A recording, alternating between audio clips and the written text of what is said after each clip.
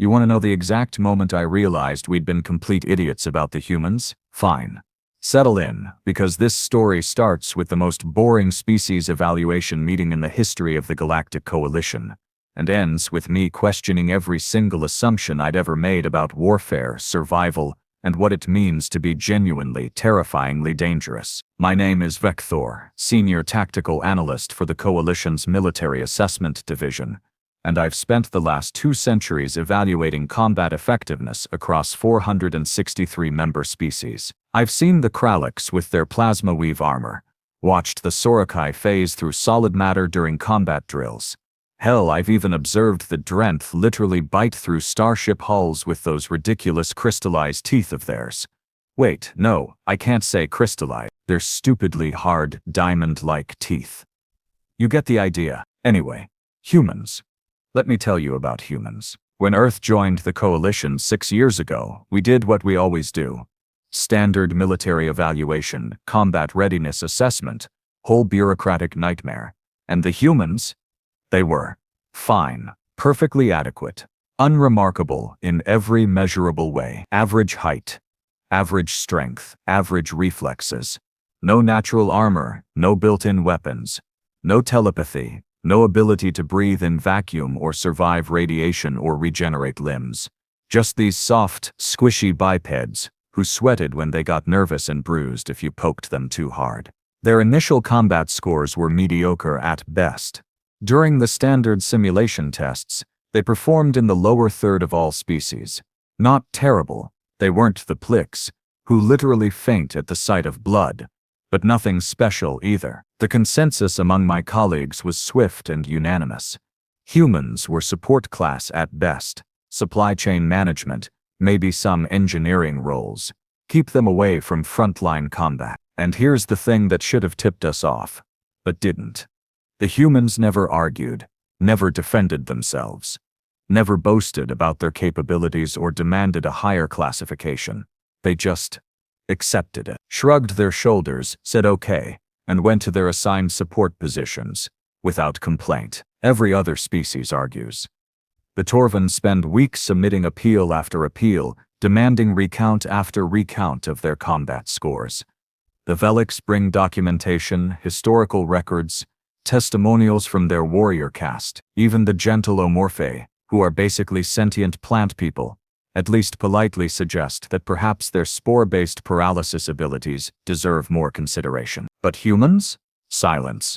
Complete, absolute, unbothered silence. They lack warrior spirit, my colleague Shura declared during one evaluation meeting, her 6 eyes blinking in sequential disappointment. A species must have pride in their martial capabilities. Humans have none. I remember nodding along because, yeah, that tracked with everything we'd seen. They were quiet, reserved, almost boring. During training exercises, while other species would chant battle cries, perform ritual dances, or engage in elaborate pre-combat ceremonies, humans would just stand there, maybe check their equipment, maybe drink some of that awful bean water they're obsessed with. Coffee, they call it. Smells like burnt regret. 3 years passed. The humans did their support jobs competently. Nothing more, nothing less. They maintained supply lines, performed mechanical repairs, handled logistics. Perfectly adequate. Forgettable. We barely thought about them. Then came the incident at Kelrath Station. Now, Kelrath Station is, or was, a remote coalition outpost on the edge of contested space, right up against territory controlled by the Havriks Dominion. The Havriks, for context, are what happens when you take pure aggression, give it 4 arms and chitinous armor and remove any concept of mercy or restraint. They're the reason we have the coalition military in the first place. Without a unified force, they'd have conquered half the galaxy by now. The attack on Kelrath Station was supposed to be a minor raid. Intelligence suggested a small Havrik scouting force, maybe 20 warriors, testing our defenses. The station had a standard garrison, 50 coalition soldiers representing a dozen different species, plus the usual support staff. Among that support staff, 12 humans. Engineers, mostly. A couple of medics. Nothing combat-rated. The initial reports came through normal channels. Havrix contact, defensive positions established, situation under control. Then communications went dark, not unusual during combat. Sometimes the Havrix use signal jammers. We expected a casualty report within a few hours, maybe some minor damage to the station's infrastructure. What we got instead was silence. 26 hours of absolute terrifying silence. When the relief force finally arrived at Kelrath Station, they found something that didn't make sense. The station was intact, minimal damage actually, which was weird for a Havrix attack. The defensive perimeter was secure, and inside the station, sitting in the mess hall drinking that awful coffee, 12 humans, uninjured, calm, quiet. The Havrix assault force. All 43 of them, turns out intelligence had severely underestimated their numbers, were dead. Meticulously dead. Efficiently dead. The kind of dead that suggested someone who really knew what they were doing. As for the other coalition defenders, 28 dead, 18 wounded. Only 4 came through unscathed. And they all told the same story. The Havrix broke through the perimeter within the first 10 minutes. It should have been a massacre. Would have been, except the humans. Those quiet, unremarkable, support-rated humans had done something. The reports were contradictory. Confused. One Velik survivor kept insisting that a human medic named Kira had somehow killed 6 Havrix warriors with a medical kit and a piece of broken railing. A Torvan engineer swore he saw a human named Dmitri take down 4 attackers using nothing but a wrench and what he described as terrifying creativity. Another claimed a human called Yuki had turned the station's environmental systems into a weapon, though the details were unclear because the survivor had been unconscious for most of it. We didn't believe them, obviously. These were traumatized soldiers in shock, their memories unreliable. The humans must have had hidden weapons, some kind of advanced tech we hadn't detected. There had to be a rational explanation. That's when I made the decision that changed everything. I pulled the combat logs. See, every coalition facility has automated recording systems, visual feeds, environmental sensors, biometric monitors. Everything gets logged and stored. Usually no one bothers reviewing this data unless there's a formal inquiry. It's tedious work going through hours of footage, correlating sensor data, building a complete tactical picture of what actually happened. But something about Kelrath Station bothered me. The numbers didn't add up. 43 Havrix warriors, some of the most effective close combat fighters in known space. All dead. Killed by support staff and a handful of surviving defenders who were barely conscious for most of the fight. The math was wrong. The whole thing was wrong. So I started watching the logs, and I kept watching. And somewhere around hour 3, as I watched a human named Raven, certified station cook, no combat training on file, dismantle 2 Havrix warriors using a combination of kitchen equipment and what I can only describe as weaponized physics. I started laughing. Not because it was funny though, there was something darkly hilarious about watching someone kill a 7-foot-tall armored nightmare with a soup ladle and a fire extinguisher. But because I was starting to understand, we'd been looking at the wrong data the entire time. The combat simulations we used for species evaluation, they measured speed, strength, reflexes, tactical analysis under controlled conditions. They were sterile, predictable, safe, perfect for generating nice quantifiable scores that looked great in reports. But Kelrath Station wasn't a simulation. It was chaos. It was terror and confusion and desperation and the absolute certainty of death. And in that environment, that real, raw, ugly environment, humans didn't just survive. They excelled. I watched Kira, the medic, moved through a corridor filled with Havrix warriors. Her biometric readings showed elevated heart rate, increased adrenaline, the standard fear response. But her actions, there was no hesitation. She identified threats, calculated vulnerabilities, executed solutions with a precision that would make our best tactical AI jealous. When her medical supplies ran out, she adapted, improvised, used the environment itself as a weapon. I watched Dmitri, who according to his file was a gentle, soft-spoken engineer who enjoyed gardening and had never mentioned any martial training. His approach to combat was, let me think of the right word. Inventive. No. That's too mild. Dmitri fought like someone who understood that anything, literally anything, could be a weapon if you were creative enough and desperate enough. He turned maintenance tools into instruments of precision violence. He used the station's own infrastructure against the attackers, creating traps, obstacles, kill zones with nothing but his engineering knowledge and what I'm now convinced was sheer bloody-minded determination to survive. And Yuki. Oh, Yuki. The environmental systems specialist who barely spoke during meetings, who seemed almost shy around other species. I watched her turn life support into a tactical advantage, manipulate pressure systems, redirect power conduits, essentially transform the entire station into a massive, lethal puzzle that only she knew how to solve. The Havreks were fighting soldiers. Yuki was fighting the station itself, and the station under her control was absolutely merciless. But here's what really got me, what made me stop the playback and just sit there in my office, staring at the screen in something approaching awe. The coordination. These 12 humans had no formal combat unit training together. They were cooks, medics, engineers, maintenance techs. They'd never drilled as a team, never practiced tactical formations, never been through military integration protocols. And yet, watching the logs, I could see them moving in perfect synchronization. Not telepathy. Their biology doesn't allow for that. Not even verbal communication in most cases. Since the Havreks jamming had disrupted internal comms, they just understood each other. Read situations, anticipated actions, supported each other's moves with an instinctive fluidity that our best military units spend years trying to achieve. There was a moment, maybe 2 hours into the assault, where everything should have fallen apart. The Havreks had breached the central hub, main power was failing, half the coalition defenders were down, and the remaining forces were scattered across 3 different sections. The humans were separated, outnumbered, fighting in the dark against enemies who could see in infrared and had built-in armor that could shrug off most standard weapons. I watched a human named Malik, cargo specialist. Hobbies included music and chess, make a decision that should have gotten him killed. He deliberately drew attention to himself, made himself a target, pulled 8 Havreks warriors into a maintenance tunnel. Suicide move, right?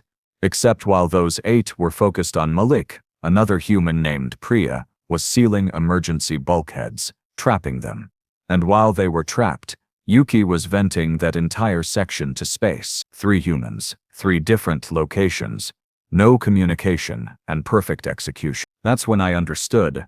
We hadn't been evaluating combat effectiveness. We'd been evaluating performance in safe, controlled scenarios that had nothing to do with actual warfare. Humans didn't excel in simulations because simulations don't have stakes. There's no real fear, no genuine threat, no actual possibility of death. But put them in a situation where failure means dying, where the only options are adapt or perish, they become something else entirely. I spent the next 2 weeks going through every scrap of human military history we had on file. Turns out they'd been politely vague about their past. Wars. They had plenty of thousands of years of near-constant conflict. The details they'd shared with us were sanitized, simplified, missing the crucial context that would have explained everything. See, humans evolved on a death world. No, seriously. By coalition standards, Earth is classified as a Class 4 hazard zone.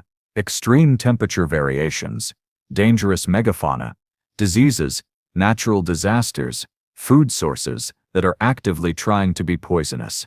It's a nightmare planet. And humans didn't just survive there. They thrived, spread across the entire thing, dominated it completely. Then they spent the next several thousand years fighting each other, developing increasingly creative ways to kill their own species, refining combat tactics in conflicts that sometimes spanned decades.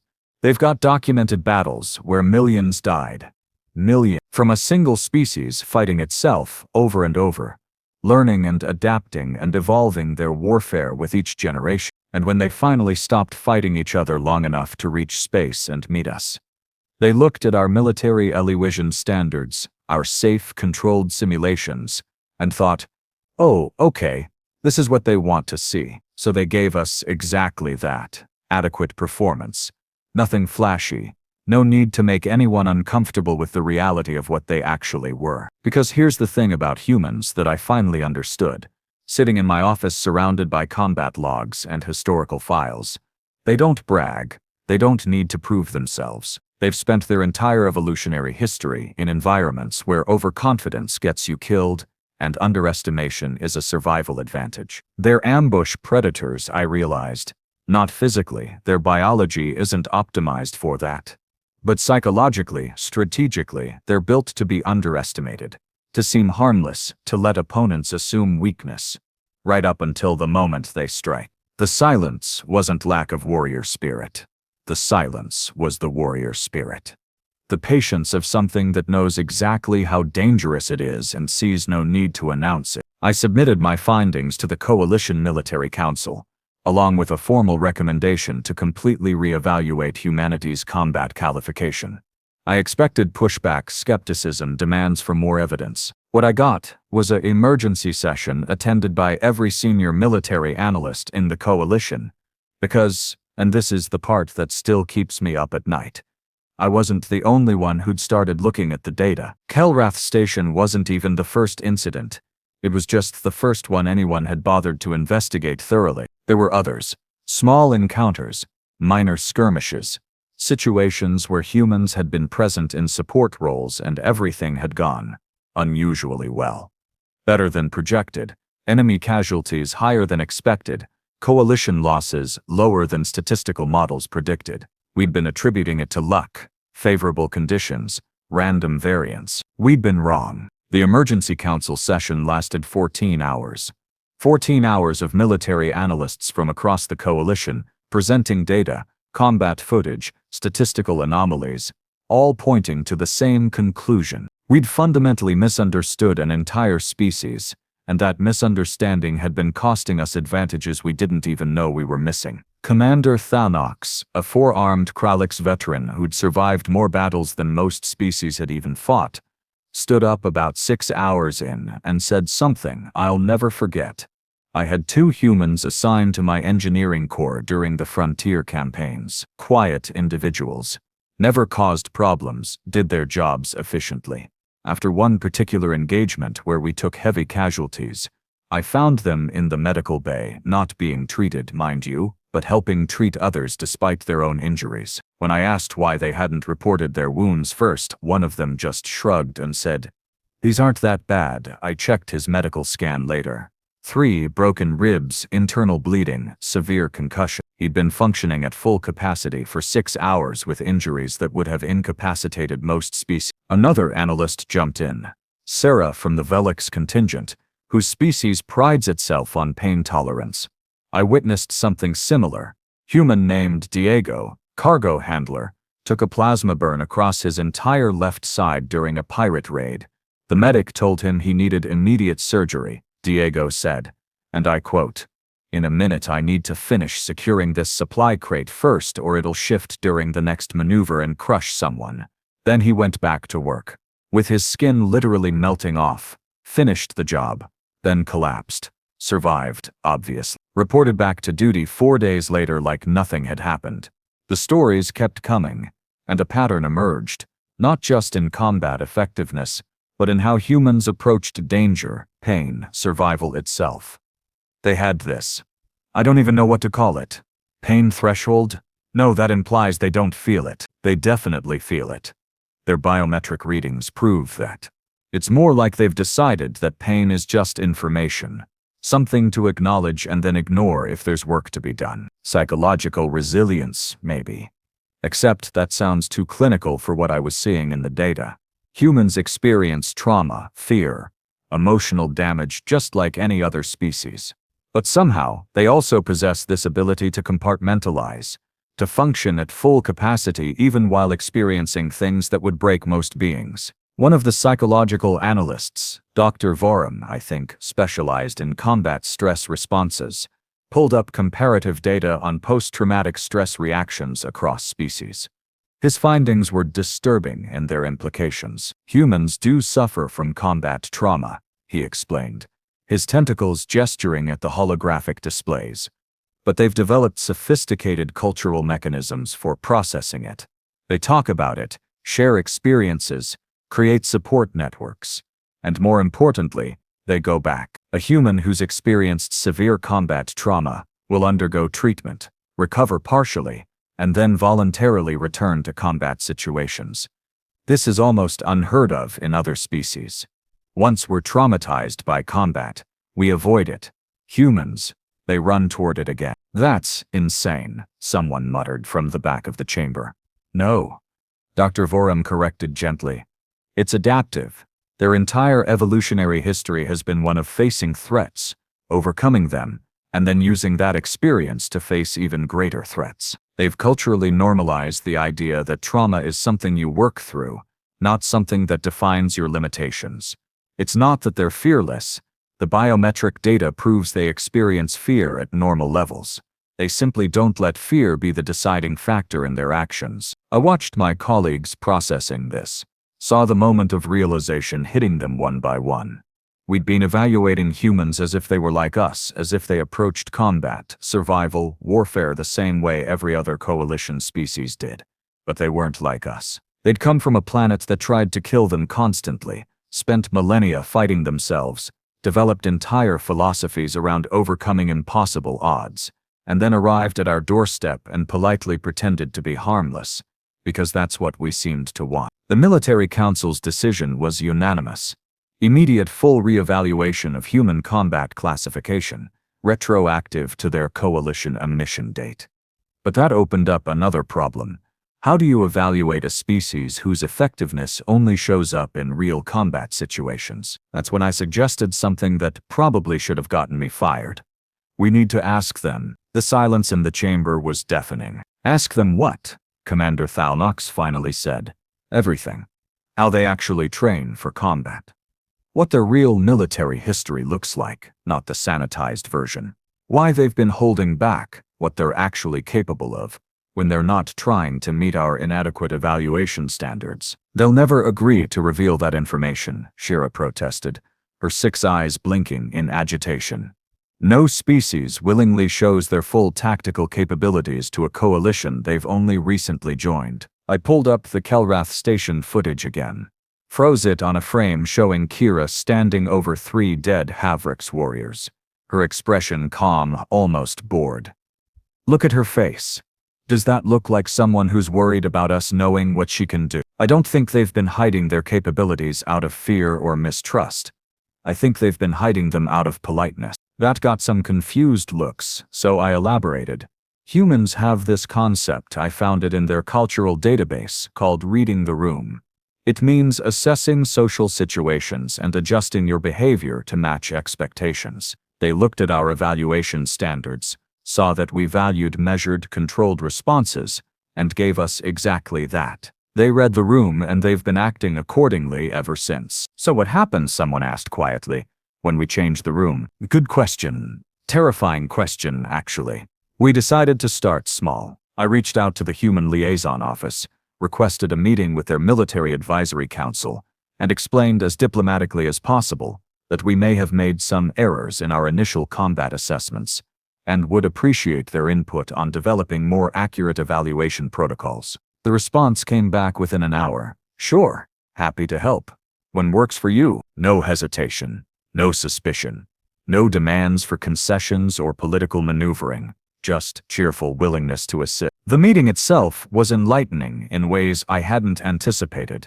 The human military advisors, 5 of them led by a woman named General Patricia Okonkwo, who had more scars than decorations and a smile that somehow made both seem equally earned, listened patiently while I stumbled through my explanation of what we'd discovered. When I finished, Patricia leaned back in her chair and said, "Took you long enough." I blinked. "You knew we'd misclassified you." "Of course we knew," she gestured to one of her colleagues, a man named Colonel Hassan Bahari, who looked like he could arm wrestle a Krulix and win.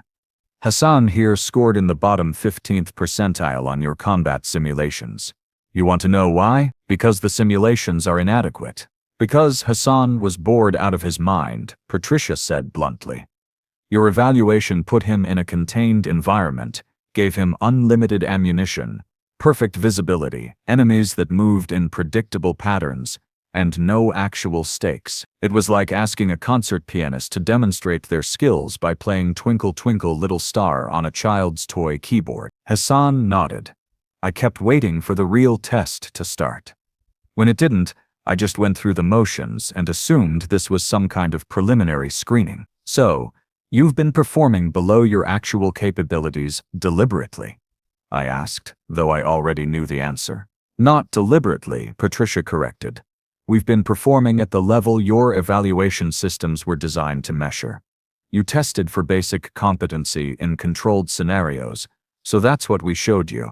If you tested for adaptability, creativity, performance under genuine stress, well, you would have gotten very different results. One of the other advisors, a woman introduced as Commander Lila Tam, who apparently specialized in unconventional warfare, pulled up a holographic display.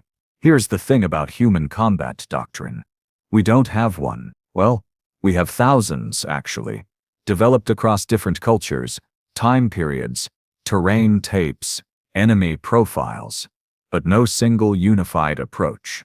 Our tactical philosophy is basically assess the situation and figure out what works. Every other species we've encountered has standardized combat protocols, preferred weapons, traditional formations. We have guidelines, maybe suggestions, really strong recommendations about not dying. That sounds like chaos, I said. It is chaos, Lila agreed cheerfully. Beautiful, effective, terrifying chaos. See, standardization is great for simulations, for training, for maintaining consistency across large forces.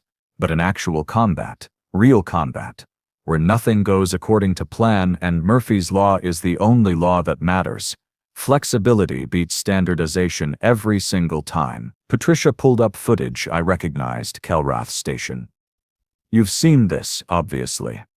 Want to know what our analysis concluded? That your support personnel performed exceptionally under crisis conditions? That our support personnel did exactly what any human would do in that situation?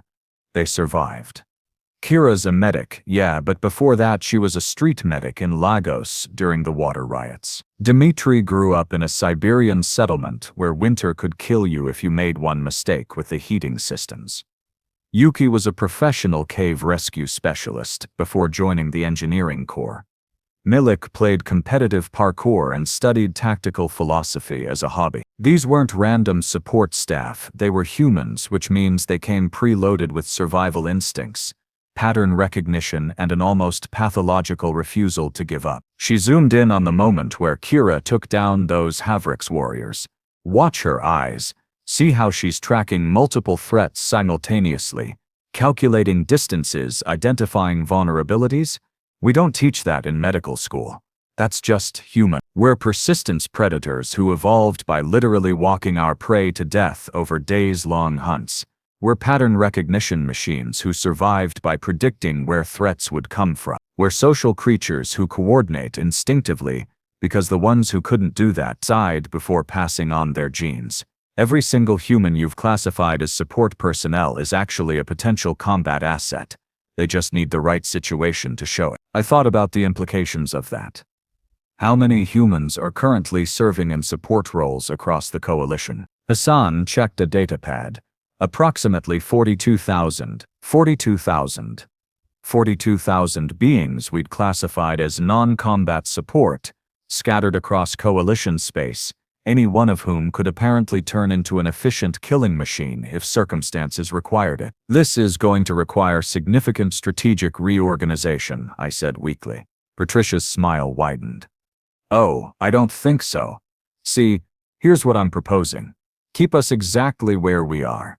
Support roles, logistics, engineering, medical, all of it. Don't change a thing. I don't understand. Sure you do. You said it yourself earlier. We're ambush predators, not physically, but strategically. Our greatest advantage isn't our combat skills. It's that nobody expects us to have combat skills. Why would we give up that advantage by reclassifying ourselves as frontline troops? I stared at her, understanding dawning. You want to remain underestimated. We want to remain exactly what we appear to be. Helpful, competent support personnel who keep coalition operations running smoothly. Right up until someone makes the mistake of attacking a facility we're stationed at which point she shrugged. Well, you've seen the combat logs. That's devious. That's human, Lila interjected. We've spent our entire history fighting opponents who were bigger, stronger, faster, more numerous than us. We won by being smarter, more adaptable, more willing to use unconventional tactics. Deception isn't dishonorable in human warfare. It's fundamental. Sun Tzu wrote about it 2,500 years ago. All warfare is based on deception. When capable, feign incapacity. When active, inactivity. We've been following that principle since before we had written language. I leaned back in my chair, processing this. So when hostile forces see coalition facilities staffed by human support personnel, they'll assume those facilities are soft targets. And by the time they realize their mistake, Patricia said quietly, it'll be far too late. We talked for another few hours, establishing new protocols, not for reclassifying humans, but for properly utilizing their actual capabilities, while maintaining their apparent classification. Intelligence operations, crisis response, unconventional warfare support. Turns out there were dozens of areas where human skills could be leveraged without revealing their full combat potential. As I was leaving, Patricia stopped me. Vector, thank you for actually looking at the data. A lot of analysts would have just stuck with the initial evaluation rather than admitting they'd made a mistake. I nearly did, I admitted. If Kelreth Station hadn't been so obviously anomalous, it wouldn't have mattered. Eventually, something else would have forced the issue. Humans are patient, but we're also persistent. We would have found a way to demonstrate our value, one way or another. She paused, her expression turning serious. We appreciate the coalition. Genuinely, it's given us something we've never had before. Allies who aren't our own species. That matters to us more than you probably realize. We're not trying to hide our capabilities out of mistrust. We're trying to be good partners. Sometimes that means letting others take the lead. Sometimes it means not making people uncomfortable with how good we are at killing things. I left that meeting with a completely transformed understanding of humanity, and a nagging question that I finally asked during our next tactical review session. Why did you even bother with our combat evaluations? You must have known they were inadequate from the start. Why not just refuse to participate? The human liaison, a cheerful young man named Obi, who'd been coordinating between our species, laughed. Because that would have been rude. You asked us to do the evaluations, so we did them. Would have been pretty dickish to show up and immediately start criticizing your entire assessment system, but you've been classified incorrectly for 6 years because of that. Sure, but we've also spent 6 years learning about the coalition, understanding how different species think and fight, building relationships, proving we're reliable partners. That was worth more than a higher combat rating. He grinned. Besides, if we'd pushed back hard from the start, you might have thought we were arrogant or aggressive. Better to seem harmless and helpful. People trust helpful. That's actually brilliant. That's human, he said, and I was starting to understand that this phrase, that's human, encompassed way more complexity than I'd originally thought. 6 months after the Kelrath Station incident, the Coalition faced its first major engagement with the Havrik's Dominion since humans had joined. A critical supply line was under threat, multiple outposts were being raided, and intelligence suggested a major offensive was imminent. Command scrambled to reinforce defensive positions, pulled combat units from across Coalition space, prepared for significant casualties. The facilities with the highest survival rates and lowest casualty counts? Every single one of them had human support staff. Not because the humans were fighting officially. They weren't. They were maintaining equipment, coordinating logistics, providing medical support, managing environmental systems, doing exactly what their classification said they should do. But somehow, mysteriously, facilities with human support staff also had better defensive coordination, more effective resource management, for critical system failures during combat, and when Havrick's forces did breach defenses, significantly higher enemy casualty rates due to what reports politely termed environmental complications and infrastructure malfunction during hostile action. We all knew what that meant. We just didn't say it out loud. The beautiful thing? The Havricks never figured it out. They kept treating coalition facilities with human support staff as sauce targets, kept attacking with the same tactics, kept dying in ways that seemed accidental, coincidental, just bad luck on their part. And the humans? They stayed quiet, kept doing their support jobs, kept being helpful, friendly, kept being underestimated. I ran into Kira about a year after Kelrath Station. She was working medical support at a coalition turning facility, teaching other species advanced trauma care. I asked her if she missed being in situations where her other skills were necessary. She looked at me with those calm, steady eyes, the same eyes that had tracked Havrick's warriors through a dikened corridor, and said, "Every single day, I hope those skills stay unnecessary. But if they become necessary," she smiled slightly, "well, I'll be ready. We all will be. That's what humans do. We're ready for the worst, hope for the best, and in the meantime, we try to be useful." That's when I finally understood the silence of humans. It wasn't absence of capability or lack of warrior spirit. It was the patience of a species that had spent millennia learning that the most dangerous opponent is the one who doesn't need to prove how dangerous they are. The silence wasn't empty. It was full of potential, waiting, watching, ready to act when necessary, but perfectly content to seem harmless until that moment arrived. So yeah, we completely misread humanity's combat potential. Our evaluations were inadequate, our assumptions were wrong, our initial classifications were laughably incorrect. But you know what? I think the humans prefer it that way. And honestly, after seeing what they're actually capable of when pushed, after watching those combat logs, reading those reports, understanding what support personnel really means when the support personnel in question evolved on a death world and spent millennia perfecting the art of survival, I'm perfectly happy to let them keep pretending to be harmless. Because the scariest thing about humans isn't what they can do in combat. It's how comfortable they are letting you underestimate them until the exact moment you can't afford to anymore. The silence of humans meant nothing until you understood that the silence was the point.